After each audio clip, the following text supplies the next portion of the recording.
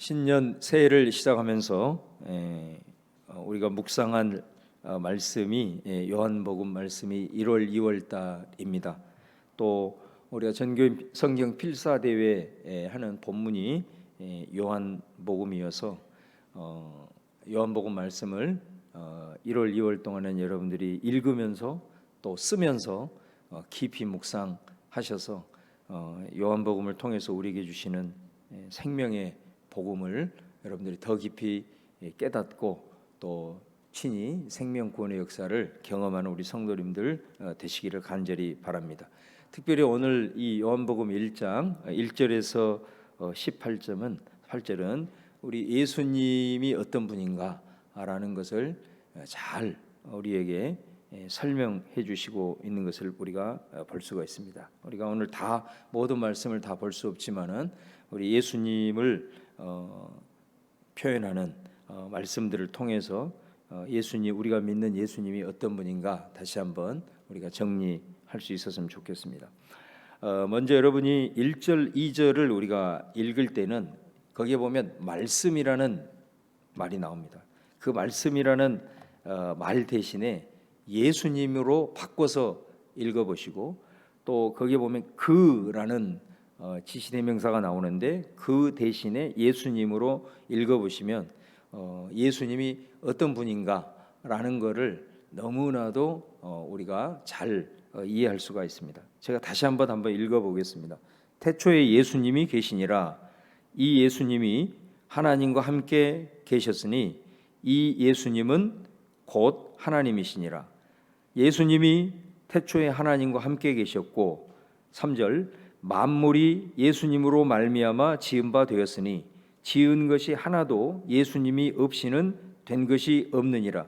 예수님 안에 생명이 있었으니 이 생명은 사람들의 빛이다. 그러니까 1절에서 4절까지는 예수님을 말씀으로 표현을 하는데 이 예수님은 태초부터 계신 말씀이다. 이걸 잘 보여주고 있는 거죠. 그러니까 예수님이 태초부터 있었다라는 말은 그분은 천지 창조 전부터 존재했다라는 것이고요. 또 예수님은 피조물이 아니다라는 것을 잘 말씀하고 있는 겁니다. 또 예수님이 하나님과 함께 계셨다라고 했을 때 여기에 나오는 하나님은 요한복음을 읽어보면 예수님이 아버지라고 부르는 그 하나님이에요. 그러니까 아버지 하나님. 그러니까 아버지 하나님, 성부 하나님을 말하는 거예요. 그런데 예수님이 곧 하나님이다 이렇게 얘기를 하죠. 그래서 아버지 하나님이 있고 아들 하나님이 있다는 것을 우리가 알 수가 있는 겁니다. 그래서 예수는 우리가 보통 하나님의 아들이라고 그렇게 얘기를 하잖아요. 근데 여러분들이 예수님을 이해할 때 아들 하나님 이렇게 한번 불러보시면 더 훨씬 더 의미가 새롭게 다가옵니다. 그러니까 하나님의 아들 이렇게 이해하기보다는 아버지 하나님이 계시고 또 아들 하나님이 계신다. 이렇게 이해를 하시면은 그 예수님의 신성에 대해서 우리가 확실히 더 다가오리라고 여겨집니다. 2절에도 보면은 예수님은 태초에 하나님과 함께 계셨다. 그러니까 예수가 아들 하나님으로서 아버지 하나님과 함께 있었다는 것은 그의 근본이 창조된 존재가 아니다. 아까도 말씀드린 대로 그러니까 원래부터 계신 분이었다라는 게 피조된 존재가 아니고 이 세상이나 인간처럼 이렇게 지음을 받은 존재가 아니라 원래부터 계신 하나님이다라는 것을 말씀하고 있고 또 3절에 보면 예수님을 뭐라고 그러냐면 예수님이 아니고는 이 세상의 만물이 하나도 된 것이 없었다. 다시 말하면 예수님이 아들 하나님으로서 창조주다라는 거예요. 창조주. 그래서 창세기에 보면은 1장 1절에 태초에 하나님이 천지를 창조하셨다라고 했을 때 그 하나님은 아버지 하나님, 그 다음에 아들 하나님, 그 다음에 거기에다 더 하나 나가서 성령 하나님. 그러니까 우리가 창세기 1장 1절에서 고백하는 태초에 하나님 할 때 그 하나님은 성부 하나님, 아들 하나님, 성령 하나님, 삼위일체 하나님이라는 것을 알 수가 있는 거예요. 그래서 우리 기독교인들이 믿는 하나님은 절대 유일신이 아닙니다. 유일신 하나님이 아닙니다. 우리가 신명기에 보면은 하나님은 한 분이시니, 그거는 구약의 시대인 거고, 그 유대교의 하나님이에요. 그거는. 그러나 우리 기독교인들이 고백하고 믿는 하나님은 아버지 하나님, 아들 하나님, 성령 하나님, 이분이 동일한 하나님으로서 세 개의 위격을 가지고 계시는, 인격을 가지고 계시는 삼위일체 하나님은 우리가 믿는 것이다 라는 걸 여러분들이 꼭 다시 한번 정리를 하실 수 있기를 바랍니다. 근데 오늘 말씀해 보면은 4절에 예수님 안에 생명이 있다 그랬습니다. 그런데 그 생명이 사람들의 빛이다. 그러니까 1절에서 4절까지는 태초부터 계신 하나님, 예수님이 그렇게 표현을 하고 있고, 4절에서는 생명의 빛이신 예수님 이렇게 말씀하고 있어요. 근데 여러분 오늘 말씀해 보면 이 빛이 나오잖아요. 빛은 우리가 빛을 가지고 있는 것들을 보면은 태양이 있고 달이 있고 별이 있고 이게 다 빛을 내는 거잖아요. 근데 좀 차이가 있습니다. 태양은 빛을 자체로 발광하는 거고, 별이나 달은 태양으로부터 빛을 받아가지고 반사를 하는 거예요. 본질적으로 다른 거예요. 그러니까 예수님은 어떤 빛이냐면 생명을 빛처럼 발산하는 분이라 이거죠. 그래서 마치 태양이 빛을 비추는 것처럼 예수님 안에 있는 그 생명을 빛으로 발산을 해서 우리에게 전하시는, 우리에게 전가해 주시는 그런 분이라는 것을 우리가 알 수가 있습니다. 그래서 예수님이 생명을 마치 태양이 빛을 발산하는 것처럼 빛처럼 발산을 해서 우리에게 그 생명이 들어오게 된다라는, 그러니까 생명이 그 안에 있다. 그러니까 요한복음에서 제일 중요한 단어를 하나를 꼽아라. 생명이라는 말이에요. 그래서 요한복음 구원이라는 말을, 하나님의 나라라는 말을 생명이라는 말로 바꾸어서 쓰고 있는 것을 우리가 볼 수가 있습니다. 자, 그런데 5절에 보면은 빛이 어둠에 비치되 어둠이 깨닫지 못하더라 그렇게 얘기를 해요. 그러니까 여러분 세상을 창조할 때 첫 번째로 빛을 만드셨잖아요. 하나님이 빛을. 이렇게 빛이 창조되는 순간 어떻게 됐냐면은 빛이 비추는 세계, 그 다음에 빛이 없는 세계, 그래서 낮과 밤이 생기게 됐잖아요. 근데 이거를 요한복음에서는 이게 영적으로 이제 설명을 합니다. 어떻게 설명을 하냐면, 자, 예수님이 빛이에요. 그리고 그 안에 생명이 있어요. 자, 그런데 오늘 보면은 어둠이 나옵니다. 근데 이 어둠은 빛이 없는, 이렇게 물리적인 빛이 없는 밤을 가리키는 게 아니라 빛이신 예수님의 반대, 어둠의 세력을 말하는 겁니다. 그래서 오늘 말씀해 보면은 빛이 어둠에 비치되 어둠이 깨닫지 못하더라. 여기서 이 깨닫지 못한다라는 헬라어 원문이 어떤 뜻이냐면 이기지 못한다 그런 뜻이에요. 근데 극복하지 못한다 그런 뜻입니다. 그러니까 여러분 어둠이 있다가도 태양이 쫙 올라오면 그 어둠이 샥 물러가잖아요. 마치 그것처럼 생명이신 예수님이 빛처럼 쫙 비춰질 때 어둠의 권세들, 어둠의 주관자들이 다 이기지 못하고 떠나가고 물러간다라는 그런 뜻입니다. 그러니까 이 말씀을 통해서 우리는 뭐를 알 수 있느냐면 우리가 천지 창조 이후에 인간이 타락을 하잖아요. 타락으로 인해서 하나님이 원래 창조하신 이 창조의 질서가 다 깨져버린 거예요. 깨지게 됐다는 것은 뭐냐면 빛이 아니라 이 어두움의 주관자, 어둠의 권세들이 이 인간과 세상을 실제로 다스렸다라는 거죠. 그래서 많은 사람들이 빛을 보지 못하고 어둠 가운데 이제 방황하게 되었다라는 것입니다. 자, 그런데 예수님이 이제 빛으로 오신 것입니다. 빛으로 오셔서 그 빛을 이제 발광을 해서 비추면서 사람들에게 생명을 막 주기 시작하는 겁니다. 이걸 뭐라고 그러냐면은 새 창조라고 그러는 겁니다.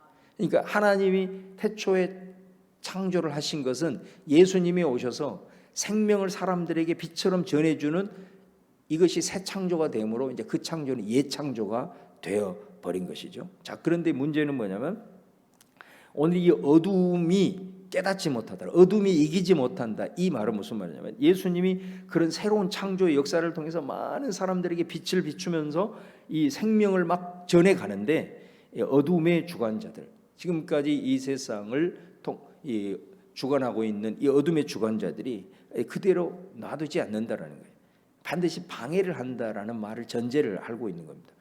그래서 사람들이 생명을 받지 못하도록 그대로 죽음 가운데 있도록 강력한 저항을 한다라는 것을 말하고 있는 거예요. 그래서 이 5절은 예수님의 새로운 창조의 역사를 통해서 이 어둠의 주관자, 어둠은 곧 죽음이고 빛이신 예수님은 생명이고, 그러니까 예수님은 계속 빛처럼 생명을 비추고 있는데 어둠의 권세들은 계속해서 사람들이 죽음 가운데 머물러 있도록 방해를 한다라는 거예요. 그러나 결국은 어둠의 주관자들은 이 생명의 빛이신 예수님을 이기지 못한다. 그들은 절대로 예수님을 극복하지 못한다라는 것을 선언을 하고 있는 것이 오늘 요한복음의 말씀이다. 6절에서 8절을 보면은 이제 이 빛을 증언하는 사람이 나와요. 누구냐면 세례 요한입니다. 이것도 너무나도 중요한 진리를 내포하고 있는 겁니다. 자, 빛이 비치고 그 빛에는 생명이 있습니다. 그런데 여러분, 우리가 쉽게 이해를 돕기 위해서 태양이 비추는데 구름이 잔뜩 끼어버리면 빛이 차단이 됩니다. 그죠? 그리고 무슨 예를 들어서 이렇게 어두운 빛이 분명히 낮에 비치는데도 깜깜한 동굴 같은 데 들어가면은 빛이 완전히 차단되는 것을 볼 수가 있습니다. 바로 어둠의 주관자들이 계속해서 생명의 빛을 비추는데 이렇게 이제 방해를 한다라는 거 아니겠습니까? 그래서 이 빛을 전하는 과정에서 어둠의 주관자들의 이러한 방해를 대적하고 그 어둠의 주관자들의 그 방해를 대적하는 증인이 필요하다라는 것을 말씀을 하고 있는 겁니다. 빛은 분명히 자연스럽게 비추고 있고 결국은 어둠은 이기지 못하지만 끊임없이 사람들이 그 빛을 보지 못하도록 사람들을 가리고 있는 어둠의 세력들이 있다라는 거예요. 그런데 하나님은 뭐냐면 그 스스로 그 일들을 하실 수 있는 분이죠. 얼마든지 하실 수 있는 분이에요. 그러나 하나님이 오늘 그 어둠의 권세들이 계속해서 사람들을 어둠 가운데 그대로 있게 하도록 빛을 보지 못하도록 방해하는 것들을 해결하기 위해서 하나님 자신이 할 수 있음에도 불구하고 증인을 세우고 있다라는 겁니다. 이게 여러분 얼마나 이게 놀라운 하나님의 경륜인지 모릅니다. 이거를 우리가 깨달아야 됩니다. 그러니까 스스로 이룰 수 있는 분이지만 세례 요한과 같은 그런 그분의 종을 세우셔가지고 그 어둠의 권세들을 대적해서 그들이 방해하는 것들을 깨부수는 하나님의 사람들을 세워서 그 생명의 빛의 역사를 계속해서 해 나가고 있다라는 것입니다. 그래서 세례 요한이 그 사명을 받았고, 이거는 세례 요한뿐만이 아니라 결국은 하나님을 믿고 또 하나님의 사람들이 감당해야 될 이게 사명이다라는 거죠. 그래서 여러분, 사도 바울도 얘기하고 수많은 하나님의 성경의 메신저들이 얘기를 하는 것처럼 하나님이 당신의 능력이라면 이 세상 사람 다 구원하지 못하겠습니까? 할 수 있습니다. 그런데 하나님의 경륜을 우리가 반드시 알아야 된다는 거죠. 반드시 방해하는 어둠의 권세들을 향하여 이미 예수 그리스도의 십자가 부활을 통해서 승리를 했기 때문에 우리는 어떤 일을 하냐면 그 방해하고 있는 것들을 걷어주면 된다는 거예요. 그 증인을 우리에게 맡기셨다는 거예요. 그 사명을 우리에게. 그래서 사도 바울이 뭐냐면 생명 구원의 역사는 뭐로 일어나냐? 사람들이 생각하는 전도의 미련한 방법으로 하나님이 그 역사를 이루시기를 원하신다 말이에요. 그래서 우리가 일어나지 않으면 그거를 어둠의 권세들이 방해하는 것을 기도로 대적하고 그것들을 벗기는 이 사명을 우리가 감당을 해야 될 것을 이 빛이신 생명이 지금도 계속 비추고 있는데 그걸 계속 어둠의 권세들이 저항하고 방해하고 있는 것을 우리가 그것을 이미 승리하신 그리스도의 권세를 가지고 증인된 사명을 감당하면서 선포하고 그 어둠의 권세들, 어둠의 장막들을 걷어내는 일을 할 때에 하나님께서 그것을 통해서 생명의 빛이 계속해서 전달된다라고 하는, 우리를 사도 바울의 표현대로 얘기하면 하나님의 동력자로 부르시는 하나님의 마음을 우리가 이 말씀을 통해서 봐야 된다는 거예요. 이제 마지막 하나 더 보시면 14절에 보면은 예수님을 성육신하신 하나님이다 이렇게 표현을 합니다. 여기에서 말씀이 육신이 되어 우리 가운데 거하신다. 이 거하신다라는 말은 헬라어로 스케네라는 게 스케네는 무슨 뜻이냐면 구약의 성막을 가리킵니다. 성막. 그러니까 구약에 보면 이스라엘 백성들이 광야 생활을 할 때 성막 항상 그들의 중심에 있잖아요. 그 성막을 가리키는 단어예요. 그 스케네라는 말이 거한다라는 말이 성막이라는 말이거든. 그러니까 성막을 통해서 항상 하나님이 너희들의 삶의 중심에 너희들과 항상 함께 계신다라는 것을 보여줬던 것처럼 예수님을 이 땅 가운데 보내심으로써 하나님은 예수를 통해서 내가 너희들과 항상 임마누엘 한다. 항상 너희들과 함께 한다라는 것을 예수님이 눈에 보이는 표징을 통해서 예수님을 인간의 몸을 입혀서 보냄으로 눈에 보일 수 있도록 하나님이 너와 함께 한다라는 것을 우리에게 이제 말씀을 해주고 있는 거고요. 그 다음에 마지막으로 14절 18절에 보면 예수님을 은혜와 진리가 충만하더라 이렇게 얘기하죠. 여기서 말하는 은혜는 우리가 잘 아는 대로 18절에 보면 예수 그리스도로부터 온 것이다 이렇게 얘기하죠. 그러니까 이 은혜는 뭐예요? 이게 선물 아니겠습니까?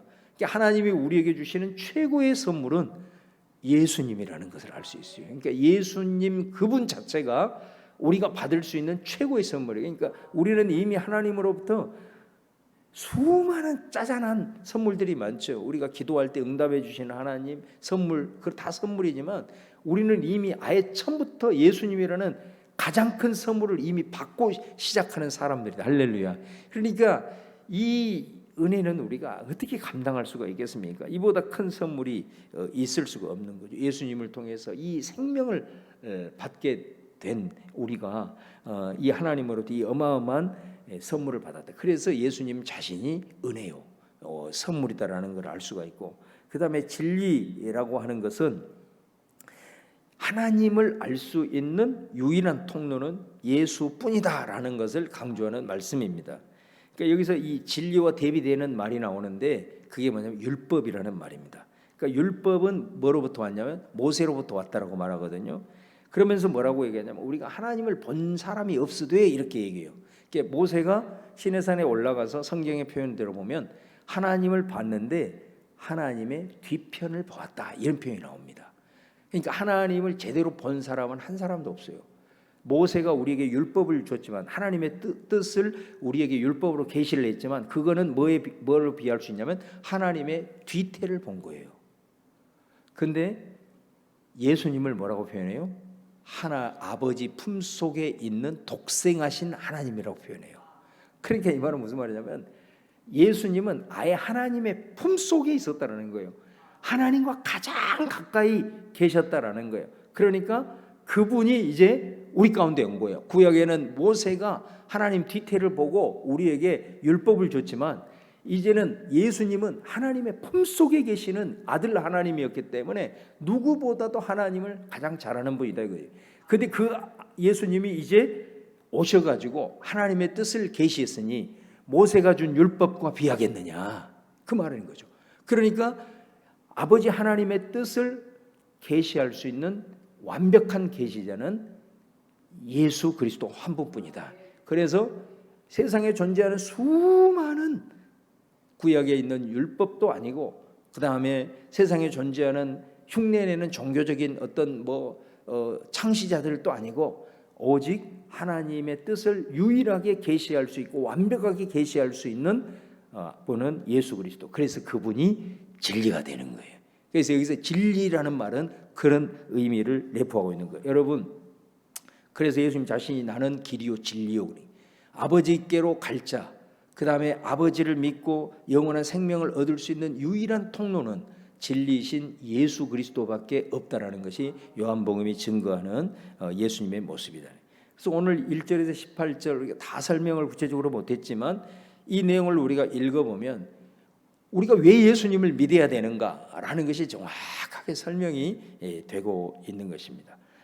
여러분 오늘 이 예수님의 모습을 통해서 우리가 아직도 생명의 빛이 계속해서 우리 가운데 들어오고 있는데 이 부분을 계속해서 어둠의 주관자들이 여전히 저항하면서 막고 있다. 그러나 결국은 어둠의 권세들은 예수님 빛이신 생명을 이기지 못한다. 이게 승리를 우리가 전제하고 증인으로 부름을 받은 우리가 예수님의 동력자가 되어서 이 생명의 빛의 역사를 영적 전쟁을 통해서 이겨내야 되고 그것들을 확산해낸 증인의 사명이 우리 안에 있는 거고, 우리는 예수님을 믿음으로 말미암아서 그 하나님에 대한 완벽한 진리를 알 수 있는 길이 열렸기 때문에 예수님을 통해서 하나님의 뜻을 우리가 더 알 수 있어요. 그래서 그 말씀이 하나님의 말씀으로 기록이 되었기 때문에 이 말씀을 통해서 계속해서 나아갈 때 우리 안에 끊임없는 생명의 역사가 계속해서 일어나게 될 것이고, 그것들을 계속해서 달이, 별이 태양빛을 받쳐서 반사를 하는 것처럼 저와 여러분도 태양과 같은 빛을 발산하는 존재는 아니지만은 생명의 빛을 계속해서 우리가 말씀을 통해서 받게 될 때에 그 생명의 빛을 반사하는 역할들을 하는 하나님의 사람들로 우리가 부름을 받았다라고 여러분들이 믿고, 오늘 이 계속해서 새해맞이 예배 때부터 말씀을 드리지만 올 한 해 그 생명에 반사하는 빛의 역할을 감당하는 우리 성도님들 다 되시고, 오직 이 세상에는 하나님과 생명 알 수 있는 유일한 길은 진리 되신 예수님 그분 한 분밖에 없다라는 것을 다시 한번 오늘 말씀을 통해서 모세와의 비교를 통해서 기억을 하시면서 저와 여러분들이 진리 가운데 생명 가운데 체험하며 경험하며 증거하는 우리 하나님의 사람들 다 될 수 있기를 주님의 이름으로 축원합니다. 아버지 하나님, 오늘 또 첫 시간 우리가 요한복음 말씀을 함께 나누면서 우리가 믿는 예수 그리스도가 어떤 분인지 다시 한번 깨닫게 됨을 감사를 드립니다. 깨달음으로 그치지 아니하고 이 예수님을 체험하고 이 예수님이 전해준 생명의 빛으로 인하여 증인된 삶을 살아가도록 함께하여 주옵소서. 말씀으로 우리에게 하나님을 계시하셨으니 이 진리신 말씀을 통하여 우리 안에 더욱더 생명이 충만한 역사가 일어날 수 있도록 아버지 하나님 함께하여 주옵소서. 예수님의 이름으로 기도합니다. 아멘. 우리 주제가 찬양하겠습니다.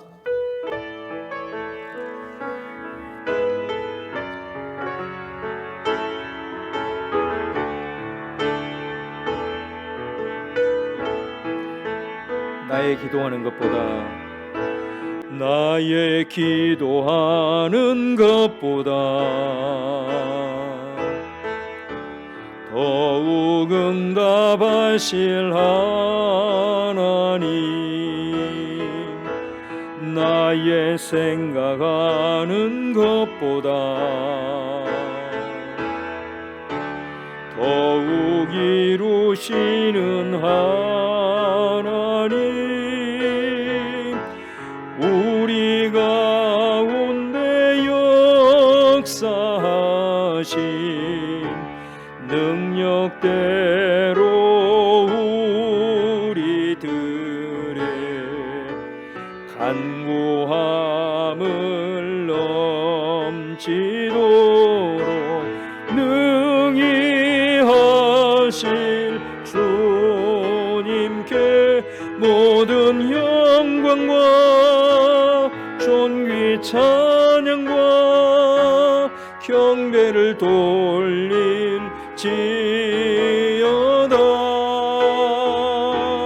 모든 영광과 존귀 찬양과 경배를 돌릴지어다. 주가 일하시네, 주가 일하시네, 주가 일하시네. 주께 아끼지 않는 자에게 주가 일하시네, 주가 일하시네. 신뢰하며 걷는 자에게 주가 일하시네, 주가 일하시네, 주가 일하시네. 주께 아끼지 않는 자에게 주가 일하시네, 주가 일하시네. 신뢰하며 걷는 자에게. 우리 한번 두 손 높이 들고 아버지 하나님, 내가 기도하는 것보다 더 크게 역사하실 우리 아버지 하나님을 신뢰하고 내 기도 가운데 하나님 친히 일하심을 믿고 믿음으로 결단하며 한 주간을 주님 기도하며 새해를 시작한 우리 성도들, 하나님께서 우리가 알지 못하는 크고 비밀한 일을 보여주시고 또 역사하시고 우리 하나님, 그 하나님을 믿음으로 바라보면서 오늘 또 부르짖으며 나아가니 하나님 함께하여 주시옵소서. 아버지 하나님 앞에 간절한 마음으로 통성으로 우리 같이 기도하며 주님 앞에 나아가도록 하겠습니다. 주여, 할렐루야. 주 아버지 하나님, 오늘도 아버지 하나님 은혜와 사랑을 진심으로 감사합니다. 특별 새벽 기도를 오래 허락하여 주시고 아버지 하나님 앞에 나와 올려드리는 기도의 간구를 주님 받으시기를 바랍니다.